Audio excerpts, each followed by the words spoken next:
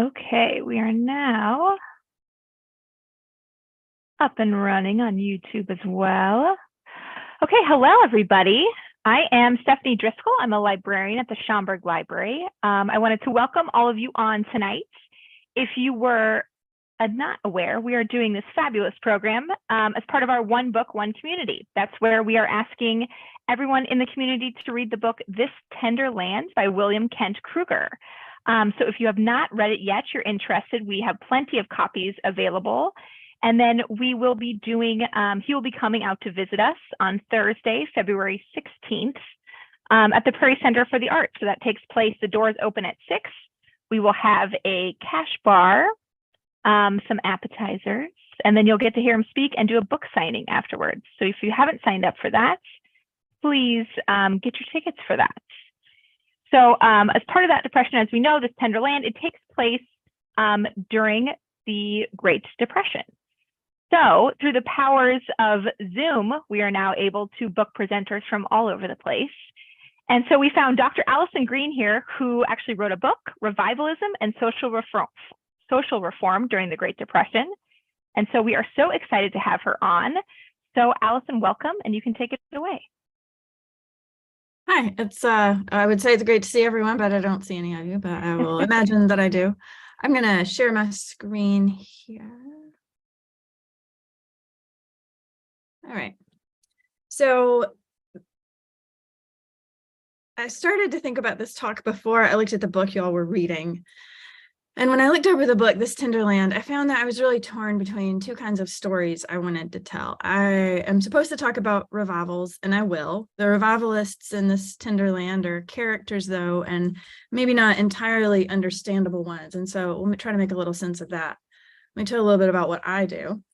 I'm a historian of religion in the Great Depression and religion in the U.S. in general, especially as it connects to economics. My first book here is it still showing? Is my screen share still working? Stephanie? We good? All right. So my first book, No Depression in Heaven, was about religion in the Great Depression in Memphis and the Delta regions of Mississippi and Arkansas.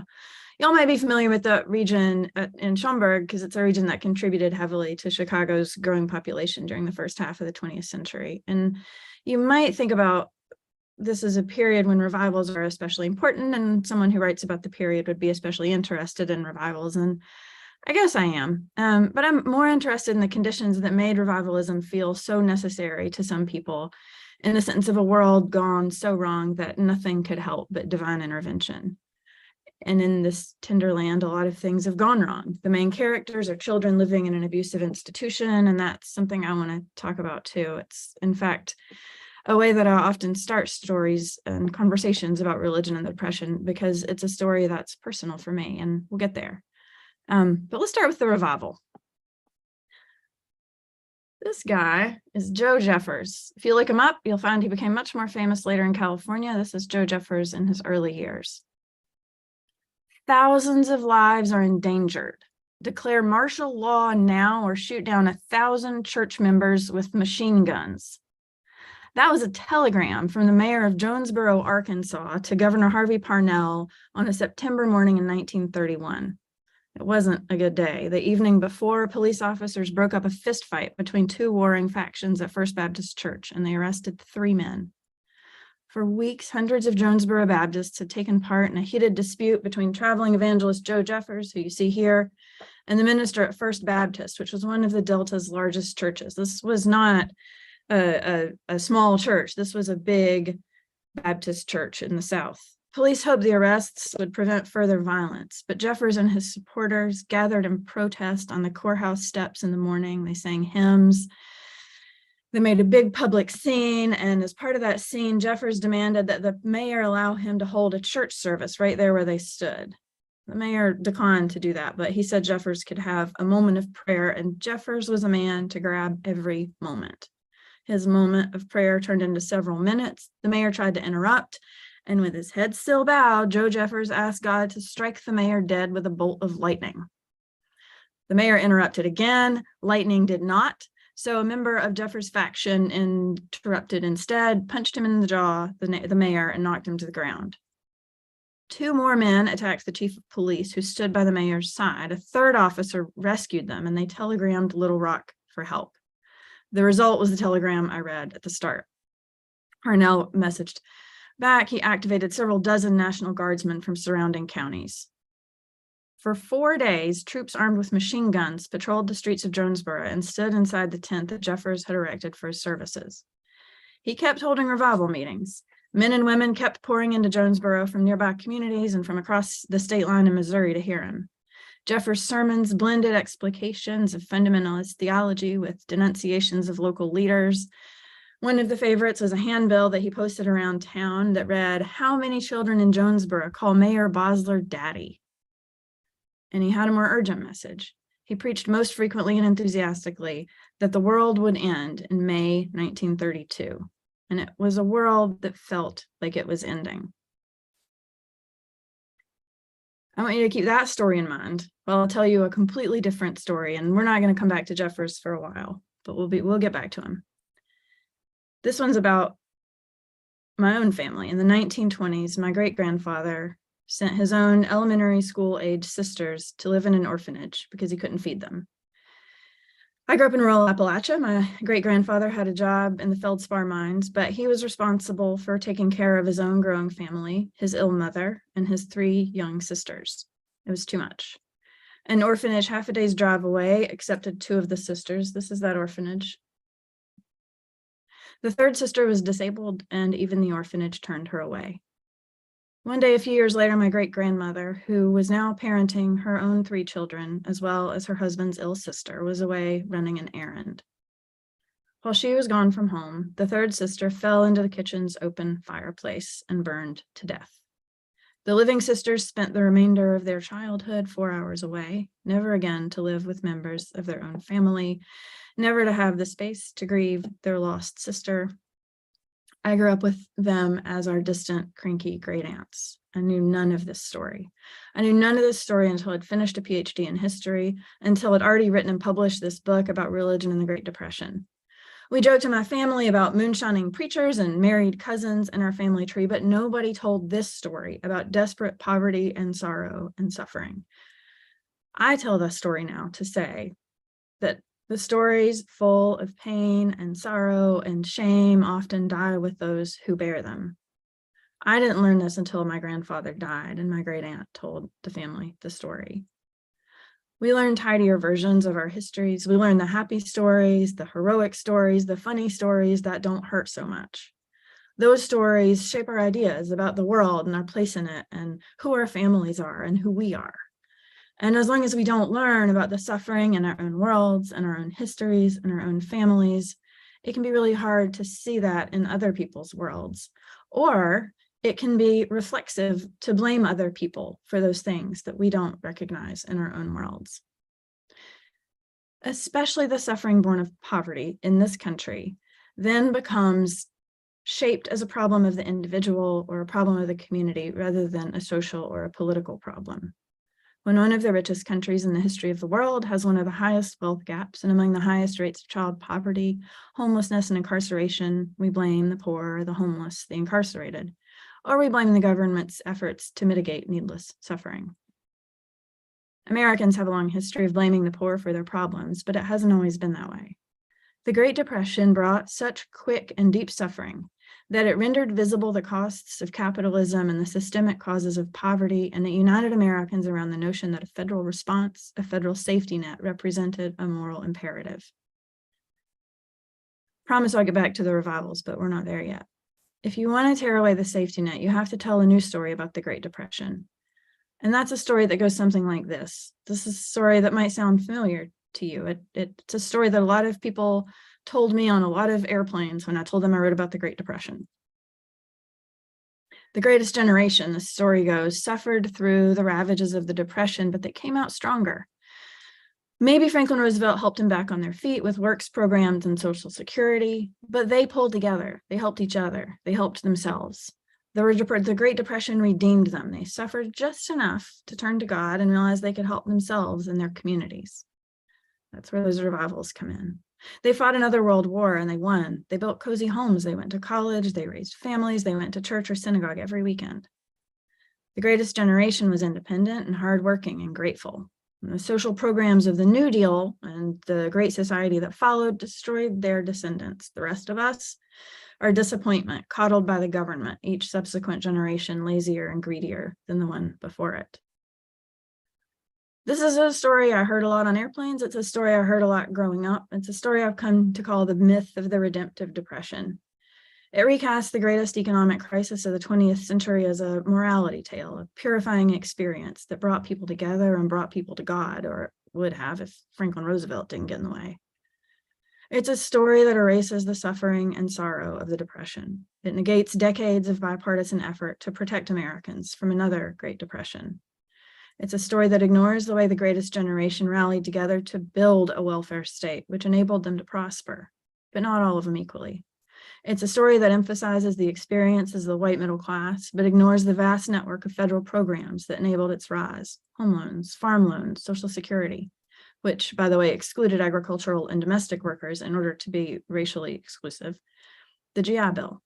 It's a story that renders incomprehensible the truth that middle-class whites benefited from federal aid at the expense of people of color, and especially at the expense of Black Americans, who have historically received vastly fewer federal benefits.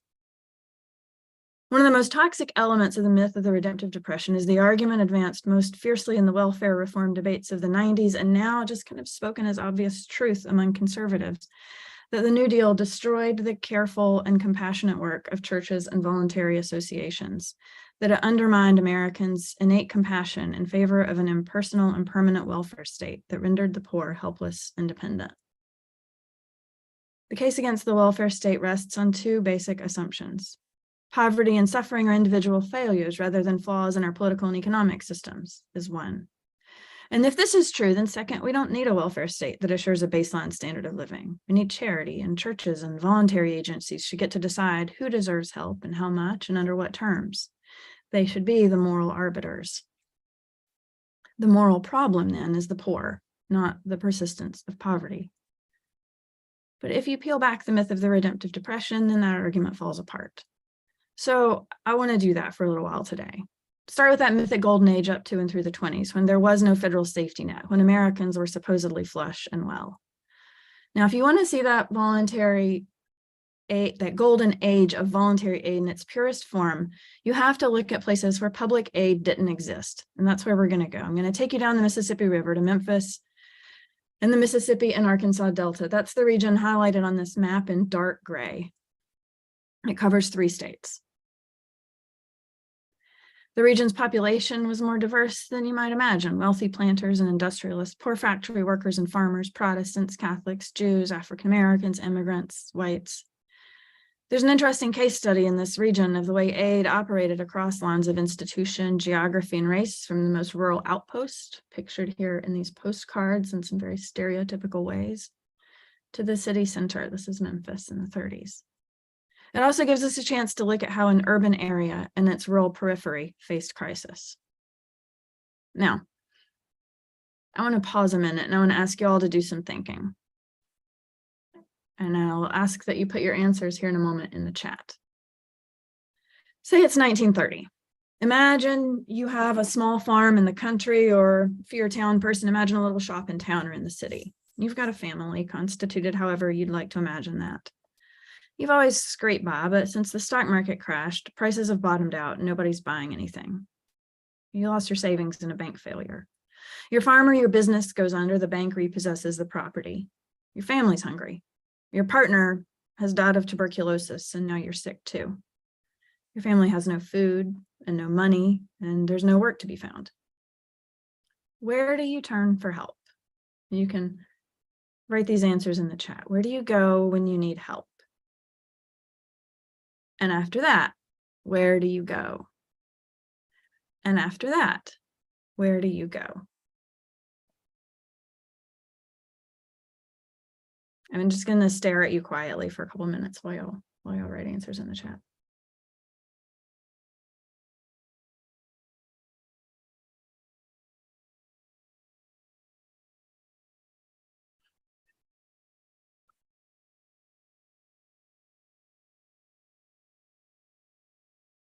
All right, Mary Beth Pinda is answering. Is one person answering? Yeah, you go to family. Mary Ramsey, family first. Absolutely. The first place you go is family.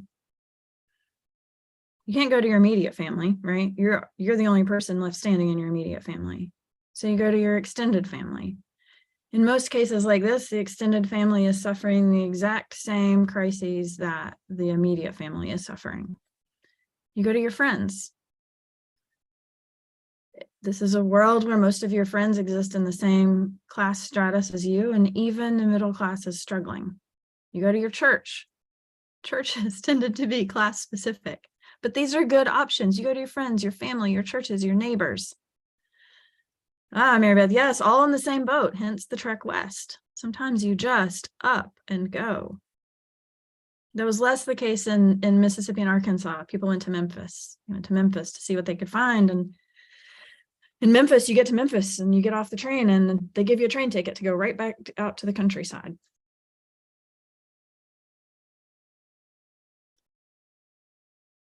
So once you've exhausted your family and community resources, what's next?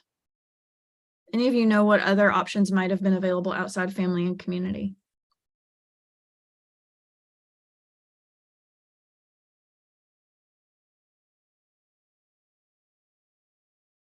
Yeah, the poorhouse. Good. Philanthropists. There's the poorhouse. Poorhouses still existed. Most towns have a place called Poorhouse, have a street called Poorhouse Road.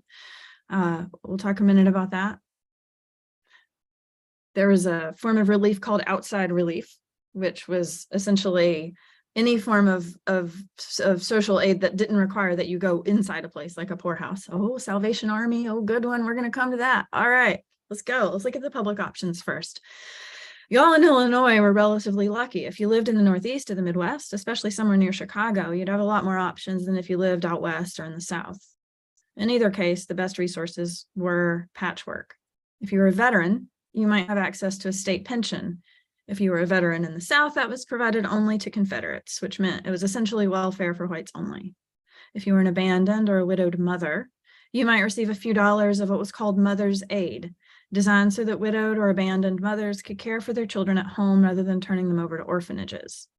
In the Northeast, that might be possible. In the South, mother's aid was generally limited to whites, available only in select cities, and provided only a few dollars a month.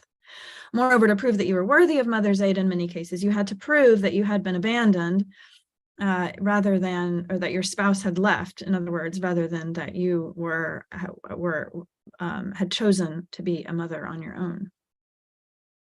For the sick, state and private charity hospitals were available if you could get a bed. And if you were really destitute, you could, in fact, go to the poorhouse, where if you were deemed able and deserving, you could work the poorhouse farm in exchange for rudimentary accommodations and all of your remaining worldly possessions. Before the New Deal, that was the extent of public aid in much of the United States. Some cities offered more. This is what we might call outdoor relief. By 1930, 76% of total aid in the nation's largest 116 cities averaged $1.09 per person. That 76% of that aid was public. So in Chicago, that's going to be a large proportion of that's going to be public, about 70%. But in Memphis, our exemplar of private charity, that total amount of aid was only 55 cents, and the proportions were reversed. 76% of total assistance in Memphis was private. In the Delta, private aid was the only option. So I want to talk a minute about what that looked like. Between the Civil War and the Great Depression, Protestants and women's societies and home missions organizations built schools and hospitals and orphanages and settlement houses to reach needy whites and sometimes immigrants. They always prioritized their own members. The more expansive Catholic and Jewish charities likewise served members of their own communities first, but they were likelier to help others. By the 1920s, those organizations united in a consolidated community fund that produced brochures like this, explaining where to send people for help. And if you look at these, there are categories on these. This is where to send people for help. This is the front here. And if you look, there are numbered categories of people. Here's where resident families go: transients, resident homeless men and women. Notice resident. Children, the aged, pregnant, unmarried, girls and women, problem children. Mothers, pensions, health needs, ex-servicemen, free legal aid. It seems comprehensive. It looked like anybody who needed help just had to ask. But if you look at here at what's underneath these categories, you'll see the agencies focused on institutional aid, and they made it clear that no one was entitled to adequate nutrition or a home or decent health. In fact, those things might spoil a willing worker and indeed could be more trouble than they were worth. As the Methodist head of Goodwill Industries, yes, that Goodwill, put it in 1927, the first taste of charity is as dangerous as the first shot of dope. And Memphians took this seriously. They applied this argument most strenuously to Black Americans, who represented 40% of the city's population, but received less in municipal aid than they paid in. And you can see that in this proportion here. Black churches, women's societies, and fraternal orders provided the only source of support for most Black Memphians in need. And this wasn't that different from the rest of the country. Now, the problem with the Depression is that most people didn't need immediate institutional care. People were facing chronic poverty and hunger, and they had almost nowhere to turn. In Memphis, one of you mentioned the Salvation Army was a great answer. The Salvation Army offered a comprehensive soup kitchen and was the only place to do so. People in the countryside relied entirely on informal aid or went hungry. State-level nutrition studies demonstrate that clearly. This child's bowed legs and pushed out belly represent diseases of malnutrition, rickets, and vitamin deficiencies. This is before disaster struck. The 1929 stock market crash didn't immediately affect Memphis and the Delta in the way that it did the Northeast, but a record-setting drought in the spring and summer of 1930 parched the cotton in the fields. Food crops shriveled alongside the cotton, and farmers faced a long winter with neither food to store nor income for basic staples. Even those who'd managed to put a little bit of money by saw their savings disappear in a wave of bank failures. Nobody had a name for it, but this was the start of the Great Depression. Now we'll get back to the revivals for just a minute. Not everyone suffered. In Memphis, a Methodist bishop laughed on Christmas Day, 1930, nobody's starving in America. What people needed, he declared, was a revival of religion, not a soup kitchen.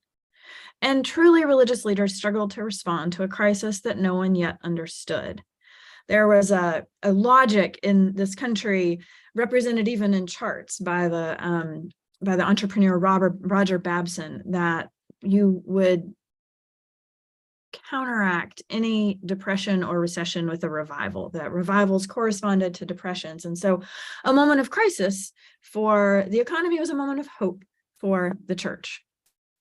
So many churches indeed staked their hopes at first on a great revival, confident that people chastened for their excesses and better days would turn to the church in their anguish.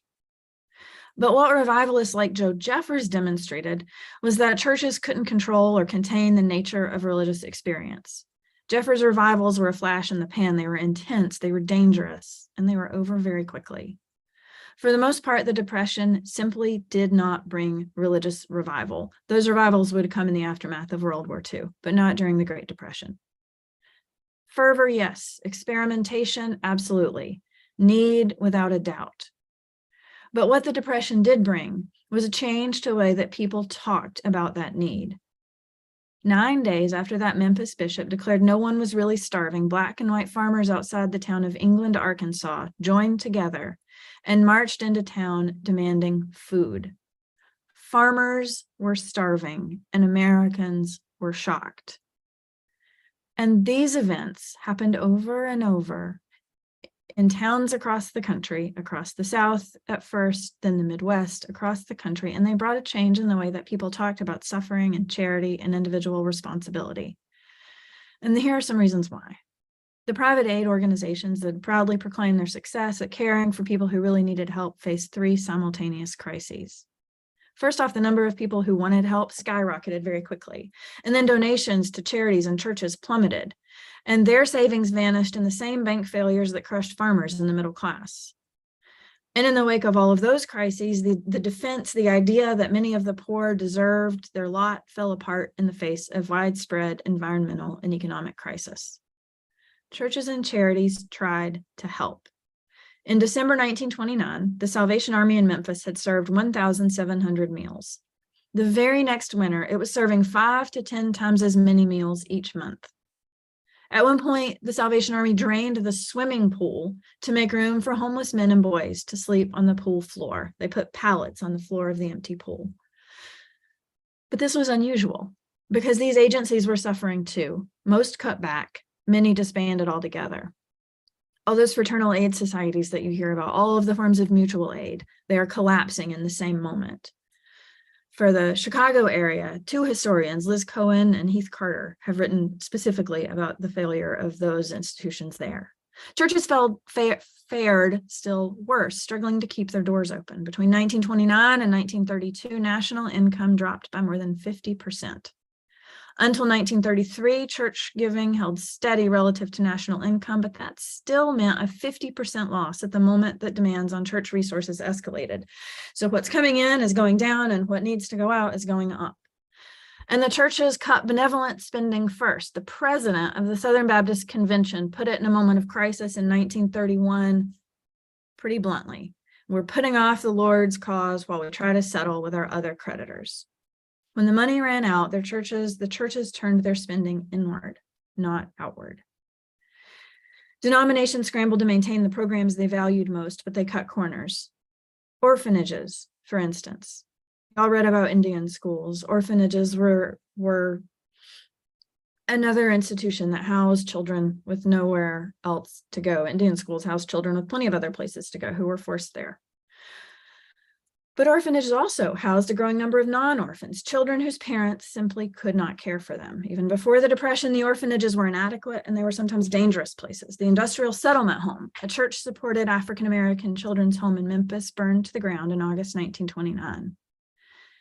8 young boys between the ages of 2 and 6 died huddled together in a second-floor bathroom. The ensuing investigation revealed that the home had been declared a fire hazard, that it was so overcrowded that children were sleeping in closets and bathrooms, and that the matron beat children with shoes and hot fireplace pokers. The child who set the fire was a child who had just been beaten. This wasn't limited to a single orphanage in Memphis. The White Mississippi Baptist Orphanage in Jackson faced similar episodes in 1929 and 30. A grand jury indicted the superintendent for administering excessive corporal punishment. I lived in Mississippi for 10 years in the 2000s. Administering excessive corporal punishment in Mississippi is a high bar. In one case, this superintendent beat a 14-year-old girl with a board, stopping only when the board broke. He was caught because her aunt happened to visit and found her a mass of bruises from her shoulders to her knees. The denomination blamed the children and only months later removed the director. And yet, the Depression left people so hungry, so desperate, that parents had to choose between letting their children starve or leaving them in orphanages that they knew were rife with abuse and violence. And then, between 1929 and 1931, private aid collapsed altogether. Overstuffed orphanages turned kids away to starve, not only disabled ones like my great aunt, but kids. Any kids. The Great Depression revealed to religious leaders that what they could ignore in the 20s, and what many of us ignore today, that poverty exacts a terrible price on families and on communities. There's no human dignity when a person lies dying alone of hunger, the many diseases of malnutrition and exposure, when a person can't keep her children warm or safe, or when that person must abandon his own siblings so that they don't starve. As they face the suffering before them and their own inability to do anything about it, religious leaders across the nation stopped talking about individual responsibility and charity and revival. Even Southern Baptists wrote about the failures of capitalism and about Americans' basic responsibilities to one another. They called for the federal government to step in to protect its citizens. Americans had begun to conclude that a welfare state would not destroy human dignity. In fact, it would recognize and preserve human dignity. But that federal response came slowly. In January of 1932, Herbert Hoover's administration provided emergency loans to banks and corporations and later to states and municipalities for public works projects. But it was too little, too late. This is that Baptist orphanage in Jackson. I forgot to show you before.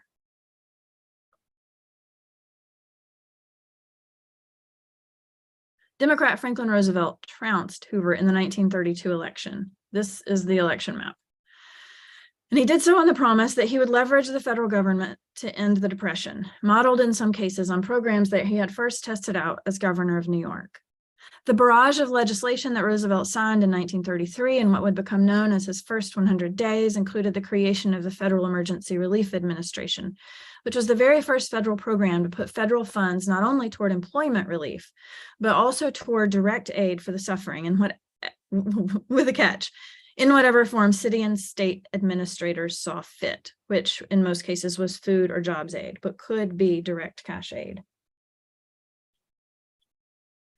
Most significantly, FERA, the Federal Emergency Relief Administration, prohibited explicit racial discrimination. However, its local administrators often found other proxies for racial exclusion. They got really creative about doing that. Federal aid quickly outpaced that of all private agencies because it could leverage a vastly larger pool of resources. Across the nation, but especially in places like Memphis and the Delta that had offered little aid to the poor, New Deal spending made previous private contributions look like pocket change. At the peak of private giving in 1931, Memphians raised 88 cents in aid per person, 75 cents of that private. That's the apex of private giving. By 1934, the New Deal in full swing, Memphians received $7.21 per capita in aid for direct and work relief, and only 12 cents of that was private. So in just 5 years, as federal dollars provided the work and food that Memphians needed, private aid dropped from nearly 3/4 of relief spending in the city to under 2%. In the Delta, virtually all aid by this point was public. It might seem then that the state had swept in and taken over the work of the church, and certainly many pundits have argued exactly this. But by 1933, the limited aid that churches had offered before the Depression was long gone. More significantly, New Deal programs shifted the emphasis from individual suffering to collective responsibility, from private charity to public welfare, an ideal that the Depression justified and the New Deal reinforced. Now, it's not surprising to know that liberal Protestants applauded the work of FERA as well as the National Recovery Administration, a program which for the first time acknowledged the right of workers to organize into labor unions. Indeed, many saw both programs as a realization of the social creed of the churches. This is long, I'm going to warn you, but I'm going to show it anyway. The social creed of the churches was a statement published in 1908 by the Federal Council of Churches, in part because of the hard work of Christian socialists before them to draw attention to the needs of workers and others. Catholics linked to New Deal, the Federal Council of Churches was not composed of Christian socialists for the most part. Catholics linked New Deal programs to papal decrees regarding social justice and workers' rights. Jews pointed to the connections between the New Deal and the teachings of the prophets of ancient Israel. Maybe more surprisingly, conservative Protestants were just as enthusiastic. Many even declared that Roosevelt drew his inspiration straight from the Bible. "The blue eagle is now perched on my door," wrote one Southern Methodist in reference to the National Recovery Administration symbol. "I've signed up for the war against the Depression." This organization, called the National Bible Press, enthusiastically tracked the biblical allusions in Roosevelt's speeches, and in fact would produce like 2-column publications tracing biblical allusions in presidential addresses and other speeches that Roosevelt gave. In fact, clergy complained primarily that the New Deal did too little. FERA and the other 1933 programs curbed the crisis, but they did not establish a permanent welfare state. Roosevelt responded a little bit to those demands in 1935 when he signed the Social Security Act, which made provisions for the elderly, the orphaned, and the disabled.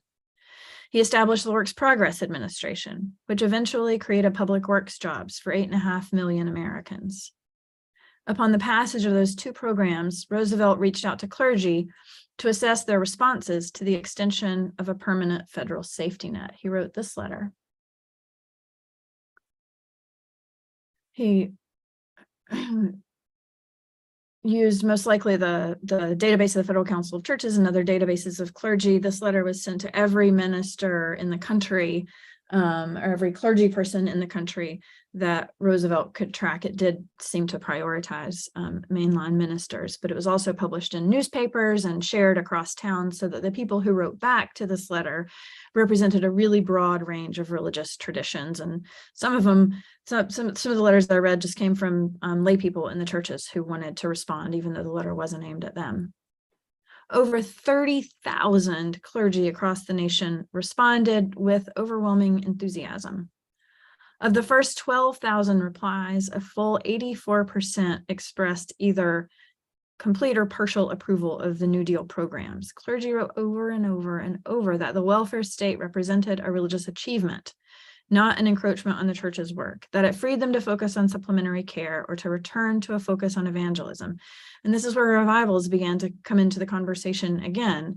If the churches are not doing this work, then are they free to do this other work of revivals? And there was a lot of discussion in these letters of the relationship between revival and reform.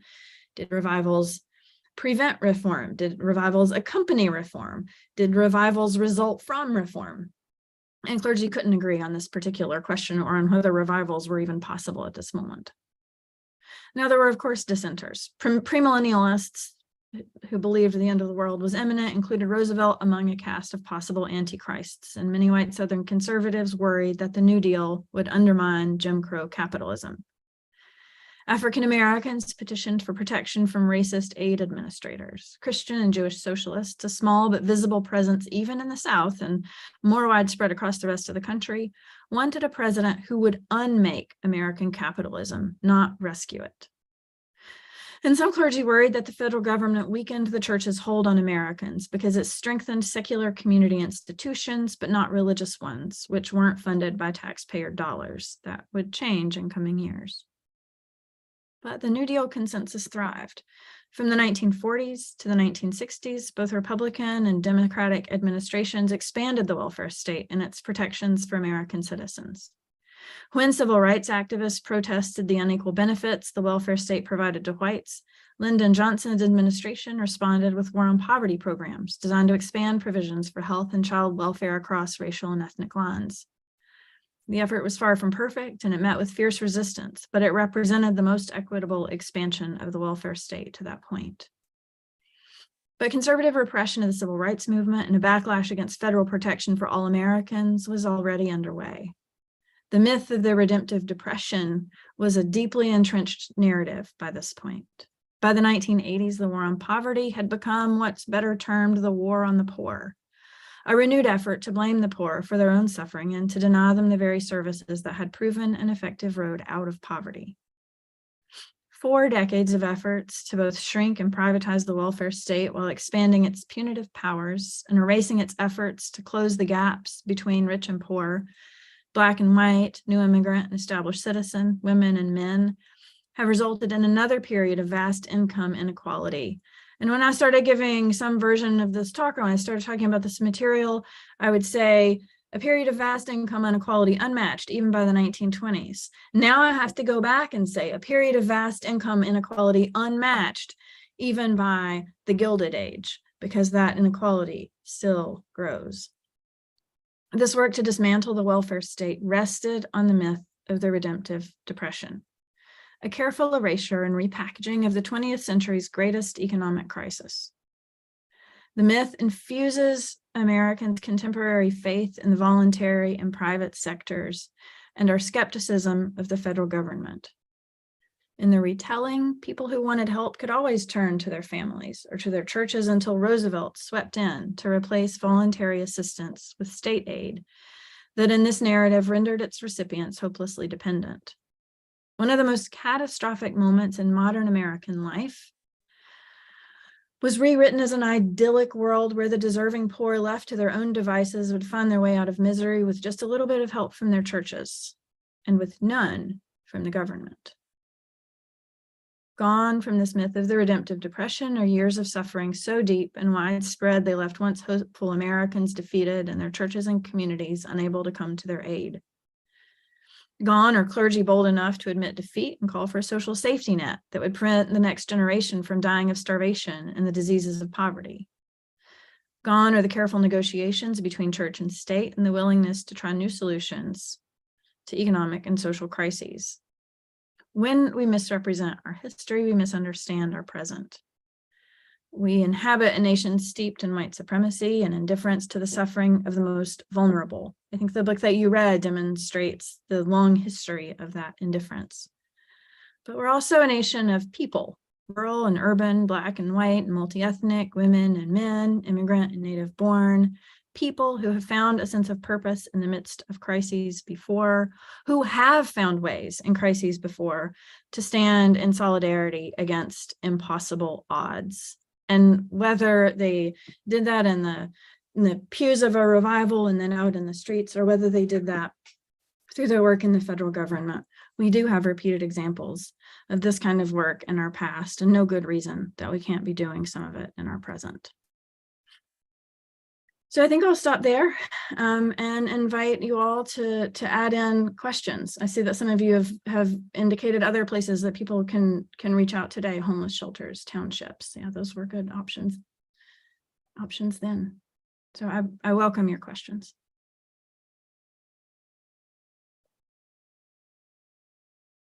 Okay, so we have, what book did the speaker just refer to on the Q&A? Did you just refer to a book when you were talking?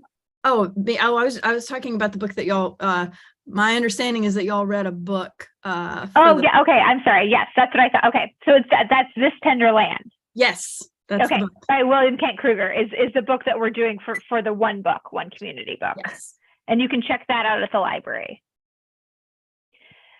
Did you guys have any other questions? You can put them, you can use the Q&A, or you can also put them in the chat as well. Now I see there are two chats. Okay, I'm looking at them both. Okay, so we have another one. Were there orphan trains in the South as well as the North? So orphan trains were a little bit of an earlier, for the most part, orphan trains were a 19th century thing. I don't know quite where they played out in the book, but they were largely a northern phenomenon and to the west.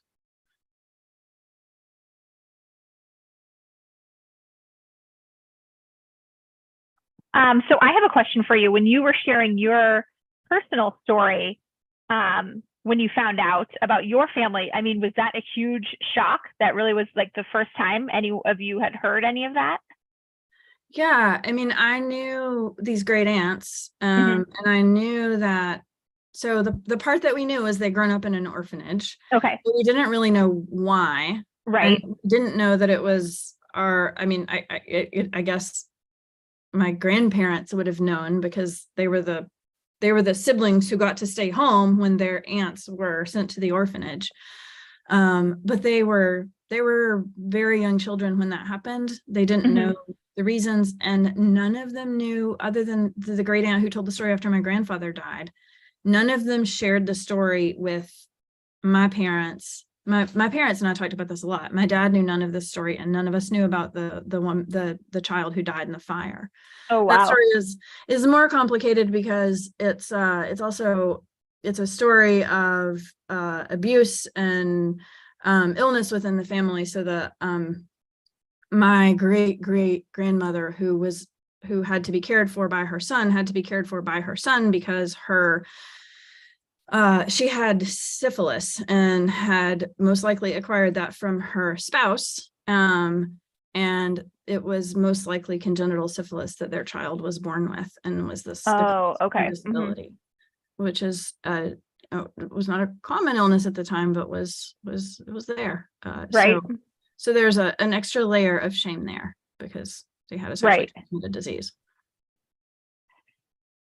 Yes. So in the book there is, because there's, so 4 orphans escape, and that was specifically a Native American orphanage. One of the people one of the aspects that people question Kruger on the book is that the one Native American character was mute. And so perhaps it was, the whole thing might have seemed a little whitewashed, was kind of the problem areas, is that some people point out, and he's done many interviews and kind of explained his point of view on that. But there was, especially in Canada, we know about the cases of the Native American boarding schools and all the atrocities that happened there. And so boarding schools during the Great Depression was sort of, if people didn't have money, this was sort of where kids were going. Well, orphanages were, which are Yes. distinct. Indian schools were, they're much more well known in Right. Canada, but they also existed in the US. Children were taken away from their families in order to be quote unquote civilized. And that's, that's a part of particularly the history of like, it's, the most famous schools are in the Northeast and the Midwest. Everywhere. Let's see. This narrative is familiar as I was born in 1938 and heard stories of before I was born. Farmers came under Social Security in 1954. Exactly. Yes. Good. There's one of the things that changed with Social Security. So the reason that agricultural workers, so farm owners had a different role, but agricultural and domestic workers were excluded from Social Security because of the work of Southern congressmen to ensure that they were excluded in order to maintain white supremacy in the South. Southern congressmen, as Democrats in that period, had a kind of a chokehold on the way the New Deal could unfold. But what happened in the aftermath is from the 1940s all the way into the 1970s, a series of expansions of Social Security. And with each expansion of Social Security, new people came into the Social Security system, and it became increasingly equitable with time. So that what it looked like in 1935 and what it looked like in 1954 and then again in 1974 was quite distinct in each case. There's a big debate about whether clergy should be included and whether churches should have to pay into Social Security. That was something that came later in the 30s. All right. Does anyone else have any questions for Alison?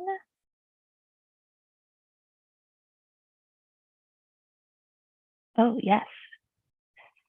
Could the Depression era have been approached or worked out differently? Yeah, one of the things that makes this period so fascinating is that it's really easy in retrospect to look at the New Deal and for it to feel inevitable, for it to seem that this we can't really imagine what this country would look like without the New Deal. And so it's hard to imagine the moments when it didn't exist.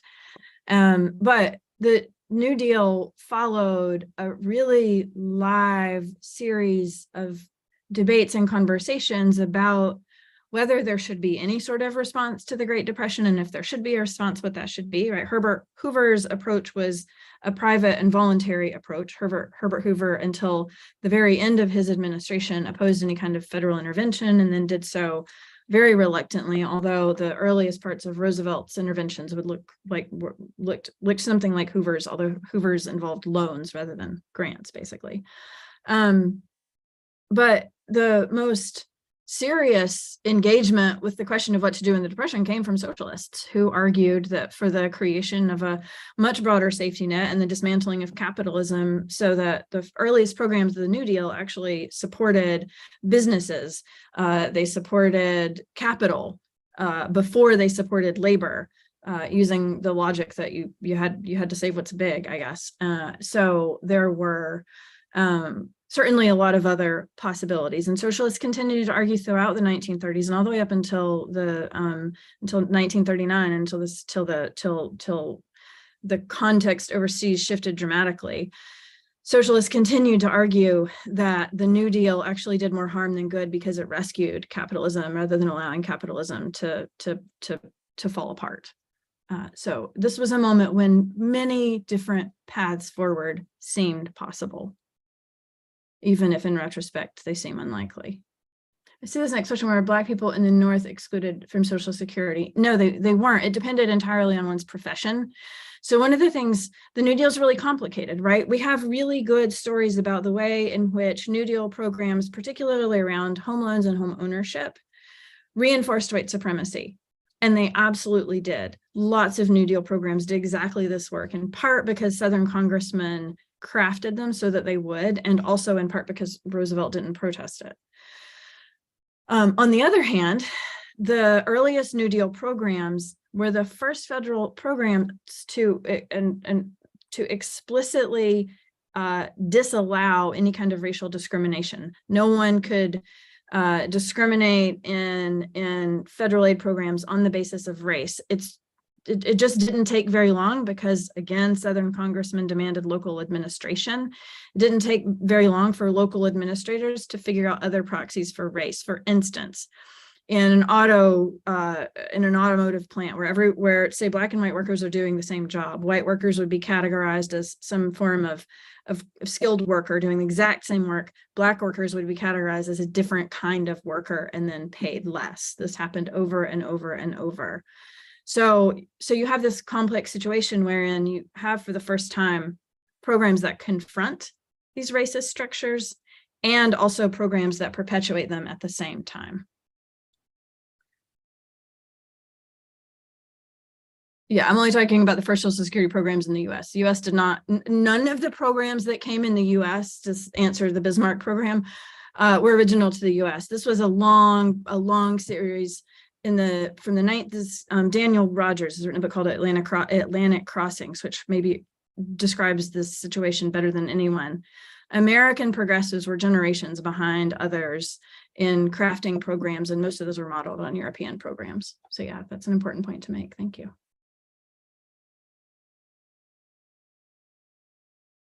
And then Alison, I don't know if you can, if you see the Q&A, Mary Beth had some. Oh yeah, yes. Thank you. Seems greed-based, which one there.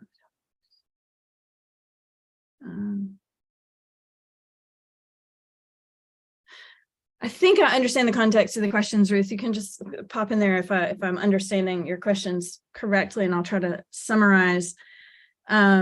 Your three questions are talking about the tendency to preserve wealth, to rescue financial institutions, rather than homeowners and the housing crisis. Businesses should be evaluated on, I guess, what they contribute back to society. I would just say that we have both a system that privileges capital and a system that privileges, at this point, the private and the voluntary over the public. And as long as those are the systems that we have, then the holders of capital will be those who benefit. And so I guess that to go to Barbara and Ken, for over 200 years, socialistic ideas have been advancing. They're absolutely determined to take down nations that don't conform. I'm not sure who they is. I would not say the socialistic ideas have advanced very far, certainly not here. And socialism in its simplest form is public ownership of the means of production. So looks different in every context, right? So the way that socialism played out, for instance, in the Soviet Union, most famously in the Cold War, looks very different from the way it played out in China. Neither of those countries, Russia nor China, has a system that looks a whole lot like socialism as a pure economic system right now. There really isn't a good model of what that would look like.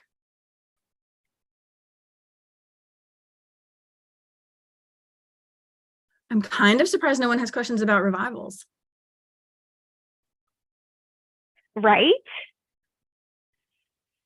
Did you, I don't know, are you familiar at all with did you kind of look through the book a little bit to see that type of revival? A little bit, yeah. I mean, it's kind of interesting because I come from Appalachia, which is sort of the place that's characterized as the snake handling place. Right. It's actually a very, very, very uncommon practice. It's really easy to talk about, but not actually. Right. Do you feel like that was, I mean, there was a lot happening with that main character. Do you feel like there were some instances of truth in there, or do you think the whole thing was just very fictionalized to provide a good read? Well, you know,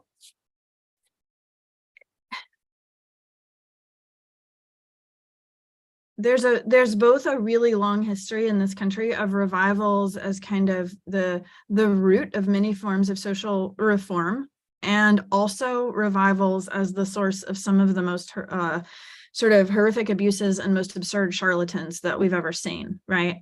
Mm-hmm. And that's because revivals they're not really groupable. They are dramatic and communal expressions of it's in some cases faith and in some cases emotion. And so I think it's hard. One of the things that like Babson and others tried to do in sort of making the concept of revival scientific, which by the way, revivalists did too. I mean, they tried to come up with the science of creating revivals and still do, is that they are just, they are neither predictable nor controllable. So sure, I mean, the characterizations of revival in that book certainly exist in some similar form out in the world. The Jodes version of revivalism that you see in Grapes of Wrath also exists, this kind of moment of revival that leads to this kind of despair and political agitation. Mm-hmm. There are lots of different ways that revivals can unfold. How many people have actually been to a revival? It's a good question. Yeah, and there are a lot of kinds of revivals.